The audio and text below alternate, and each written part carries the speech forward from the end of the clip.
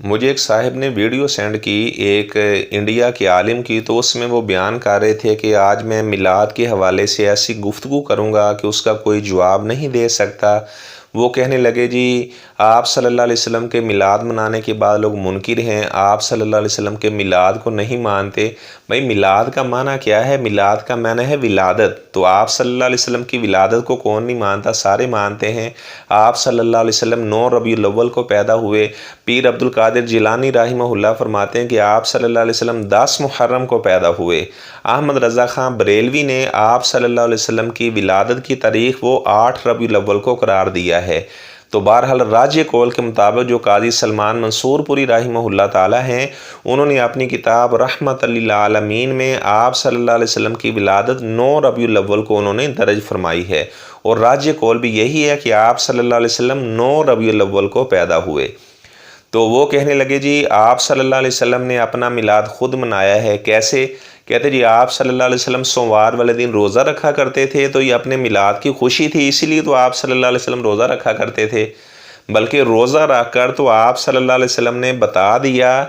کہ آج کے دن روزہ رکھنا ہے، اور جس دن روزہ ہو اس کو عید نہیں کہا جاتا۔ یہ سارے لوگ جانتے ہیں۔ کسی عام بندے سے بھی پوچھ لیں کہ بھائی جان جس دن روزہ ہو تو اسے عید کہا جا سکتا ہے، تو وہ کہے گا نہیں جس دن روزہ ہوتا ہے اسے عید تو کوئی بھی نہیں کہتا، اور جب عید ہوتی ہے تب روزہ نہیں ہوتا۔ آپ صلی اللہ علیہ وسلم نے روزہ رکھ کر یہ بتا دیا کہ یہ عید تو نہیں ہے، اسلام میں تو 2 عیدیں ہیں، عید الفطر ہے اور ایک عید الاضحیٰ ہے۔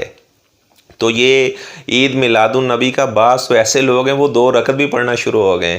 بھائی جان اس کا آپ صلی اللہ علیہ وسلم نے بالکل بھی حکم نہیں دیا۔ آپ صلی اللہ علیہ وسلم نے 23 سالہ نبوت والے دور میں ایک دفعہ بھی نہ تو آپ صلی اللہ علیہ وسلم نے اس کا حکم دیا، نہ آپ صلی اللہ علیہ وسلم نے خود کہا کہ جب میں پیدا ہوا ہوں میری ولادت والے دن آپ نے اس طرح خوشی کرنی ہے۔ لوگ کیا کرتے ہیں آپ نے دیکھا ہوگا، وہ گلیوں میں جناب بھنگڑے ڈال رہے ہوتے ہیں، ڈول ڈمکا جناب باج رہا ہوتا ہے، اس طرح کے کام کر رہے ہوتے ہیں۔ تو آپ صلی اللہ علیہ وسلم نے تو ایسے کاموں کو پسند نہیں کیا، بلکہ جو جید علماء ہیں وہ بریلوی مکتبہ فکر کے جید علماء، انہوں نے کہا کہ اس طرح ڈول ڈمکا کرنا، اس طرح یہ معاملات کرنا ہم شرعی طور پر اس کو جائز نہیں سمجھتے۔ تو بہرحال اس طرح وہ جو انڈیا کے بھائی تھے، عالم تھے، وہ بیان کر رہے تھے کہ آپ صلی اللہ علیہ وسلم نے اپنا عقیقہ کیا، تو لہٰذا یہ بھی دلیل بنتی ہے کہ ہمیں میلاد کرنا چاہیے۔ تو بات یہ ہے کہ آپ صلی اللہ علیہ وسلم نے اپنا عقیقہ کیا، تو کیا ہر سال جب 9 ربیع الاول آتی یا آپ کے بقول 12 ربیع الاول آتی تو ہر سال آپ صلی اللہ علیہ وسلم اس طرح کیا کرتے تھے؟ کہتے نہیں وہ تو صرف ایک دفعہ ہی آپ صلی اللہ علیہ وسلم نے کیا تھا، ہر سال تو نہیں کیا۔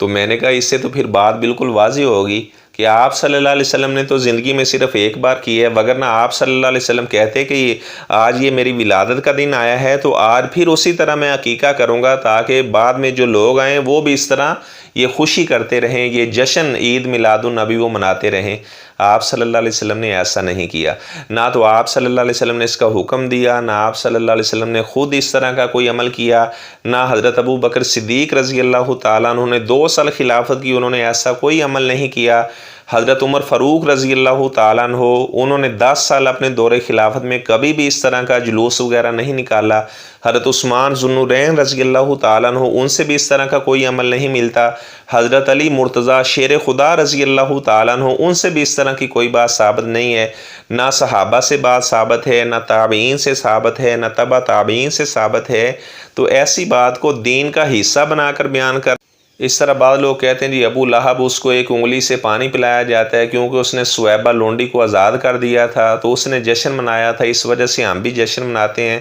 تو بھائی یہ کام پھر حضرت ابو بکر صدیق رضی اللہ تعالیٰ عنہ انہوں نے تو نہیں کیا، یہ تو پھر ابو لہب نے کام کیا ہے۔ آپ کیا اس کے طریقے پر عمل کرنا چاہتے ہیں؟ اس طرح اس بھائی نے ایک اور بھی دلیل پیش کی کہ حضرت عباس رضی اللہ تعالیٰ عنہ کو خواب آیا، خواب میں ابو لہب کو دیکھا تو انہوں نے پوچھا آپ کے ساتھ کیا بنا ہے؟ تو وہ کہنے لگے کہ مجھے بہت سخت عذاب دیا جاتا ہے، لیکن جب سوموار والا دن آتا ہے تو میرے عذاب میں تخفیف ہو جاتی ہے، کیونکہ جب مجھے بتایا گیا تھا کہ آپ کے بھائی عبداللہ کے گھر اللہ تعالیٰ نے بیٹا دیا ہے تو میں نے اس سویبہ لونڈی کو آزاد کر دیا، جس انگلی سے اشارہ کیا تھا اس انگلی سے مجھے دودھ پلایا جاتا ہے۔ تو خواب کس نے دیکھا تھا؟ حضرت عباس رضی اللہ تعالیٰ عنہ۔ کب دیکھا تھا؟ حالت کفر میں۔ تو بات اس طرح ہے کہ کسی غیر نبی کا خواب تو حجت ہوتا ہی نہیں ہے، انبیاء کا خواب حجت ہوتا ہے، لیکن غیر نبی کا پھر جب حضرت عباس رضی اللہ تعالیٰ عنہ نے یہ خواب دیکھا تھا تب وہ مسلمان بھی نہیں تھے، انہوں نے اسلام بھی قبول نہیں کیا تھا، اور خواب میں دیکھا کس کو، یعنی حالت کفر کے اندر انہوں نے خواب دیکھا، اور خواب کے اندر نظر آنے والا بھی کافر ہے۔ تو ایک کافر آدمی کا خواب ہمارے لیے تو حجت نہیں ہو سکتا، تو اس لیے وہ کام کریں جس کا آپ صلی اللہ علیہ وسلم نے حکم دیا ہے۔ اگر وہ کام کریں گے جس کا آپ صلی اللہ علیہ وسلم نے حکم دیا ہے تو اس میں اجر ہے، اللہ تعالی ہمارے گناہ بھی معاف فرما دیں گے، اللہ تعالی ہم سے محبت بھی کریں گے۔ لیکن ایسا کوئی کام کریں گے جس کام کا اللہ نے حکم نہیں دیا، اس کے رسول صلی اللہ علیہ وسلم نے حکم نہیں دیا، تو ایسا کام کرنا پھر بدعت کے ضمن میں آئے گا۔ اور کل بدعت ضلالہ، ہر خطبے میں آپ صلی اللہ علیہ وسلم پڑھا کرتے تھے کہ دین میں ہر نیا کام بدعت ہے، دین میں ہر نیا کام۔ آپ صلی اللہ علیہ وسلم کے زمانے میں اسباب موجود تھے، اس کے باوجود آپ صلی اللہ علیہ وسلم نے وہ کام نہیں کیا، اگر آج ہم وہ کام کریں گے تو اسے بدعت کہا جائے گا، اور بدعتی آدمی سے قیامت تک کے دن کے لیے اللہ تعالیٰ نے توبہ کا دروازہ بھی بند کر دیا ہے، کیونکہ وہ تو اسے عبادت سمجھ کر کرے گا تو توبہ کیسے کرے گا۔ اور آپ صلی اللہ علیہ وسلم نے فرمایا من احدث فی امرنا ھذا ما لیس منہ فہو رد، جس نے ہمارے دین اسلام میں ایسی بات کو ایڈ کر دیا، ایسی بات کا اضافہ کر دیا جو بات ہم نے ارشاد نہیں فرمائی، جو میں نے دین بیان نہیں کیا، اگر کوئی آدمی کہتا ہے کہ یہ بھی دین ہے تو آپ صلی اللہ علیہ وسلم نے فرمایا فہو رد، تو ایسی بات کو مسترد کر دیا جائے گا، اسے ایکسیپٹ نہیں کیا جائے گا۔ اور آپ صلی اللہ علیہ وسلم نے فرمایا قیامت والے دن کچھ لوگ آ رہے ہوں گے میرے حوض کوثر کی جانب، ان کے چہرے نورانی ہوں گے، چمکدار چہروں والے، وضو کر کے نمازیں پڑھنے والے، جماعت کے ساتھ نمازیں پڑھنے والے۔ آپ صلی اللہ علیہ وسلم فرماتے ہیں ان کی اور میرے درمیان ایک دیوار کو حائل کر دیا جائے گا۔ آپ فرماتے ہیں میں کہوں گا یہ تو میرے اصحاب آ رہے ہیں، یہ تو میرے امتی آ رہے ہیں، ان کے تو نورانی چہرے ہیں، بڑے یہ نیک بندے مجھے لگ رہے ہیں۔ تو آپ صلی اللہ علیہ وسلم نے فرمایا فرشتے مجھے کہیں گے انک لا تدری ما احدثوا بعدک، اللہ کے رسول صلی اللہ علیہ وسلم آپ نہیں جانتے آپ کے دنیا سے تشریف لانے کے بعد انہوں نے آپ کے دین کا حلیہ بگاڑ کے رکھ دیا تھا، آپ کے دین میں بدعات کو ایجاد کر دیا تھا۔ تو آپ صلی اللہ علیہ وسلم فرماتے ہیں میں کہوں گا سحقن سحقن لمن غیر بعدی، میرے دنیا سے جانے کے بعد جنہوں نے میرا دین بگاڑ دیا تھا، دین میں نئی نئی باتوں کو داخل کر دیا تھا، دین کا حصہ ایسی باتوں کو بنا دیا تھا جو باتیں میں نے ارشاد نہیں فرمائی تھی، آپ صلی اللہ علیہ وسلم فرماتے ہیں میں کہوں گا ایسے مردودوں کو مجھ سے دور کر دیا جائے، ایسے لوگوں کا میں چہرہ بھی دیکھنا پسند نہیں کرتا۔ تو وہ کام کریں گے جس کا اللہ نے حکم دیا ہے اور آپ صلی اللہ علیہ وسلم نے حکم دیا ہے۔ تو یہ تو بعد میں ایک بادشاہ تھا، اس نے اس کام کو ایجاد کیا۔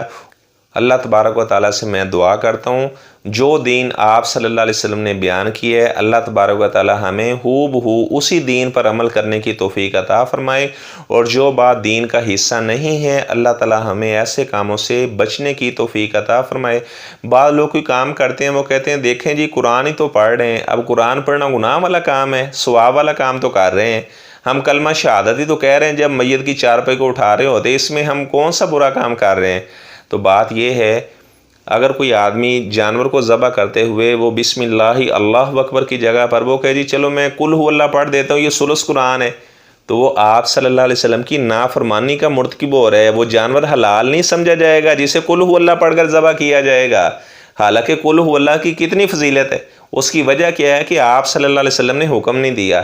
ہم عیدین کی نمازیں پڑھتے ہیں، ہم عید الفطر کی نماز پڑھتے ہیں، عید الاضحیٰ کی نماز پڑھتے ہیں، نہ تو اذان ہوتی ہے نہ اقامت ہوتی ہے۔ کوئی بندہ کہے چلو جی اذان ہی پڑھنی ہے، اذان پڑھنے سے شیطان بھاگ جاتا ہے، اس میں کیا حرج ہے؟ اس میں حرج والی بات کون سی؟ اذان پڑھ لیتے ہیں چلو، اس کے بعد ہم عید کی نماز پڑھتے ہیں، تکبیر بھی کہہ لیتے ہیں تاکہ شیطان بھاگ جائے، لوگوں کے دلوں میں وسوسہ نہ پیدا کرے، عید کی نماز وہ آسانی سے صحیح طریقے سے پڑھ لیں۔ تو بات یہ ہے کہ کسی بھی عالم سے پوچھا جائے تو وہ کہے گا کہ وہ آپ صلی اللہ علیہ وسلم کی نافرمانی کا مرتکب ہوا ہے، اس کو ثواب نہیں ملا بلکہ وہ گناہ والا کام کر رہا ہے، آپ صلی اللہ علیہ وسلم کی نافرمانی والا کام کر رہا ہے، کیونکہ آپ صلی اللہ علیہ وسلم کا حکم موجود نہیں ہے۔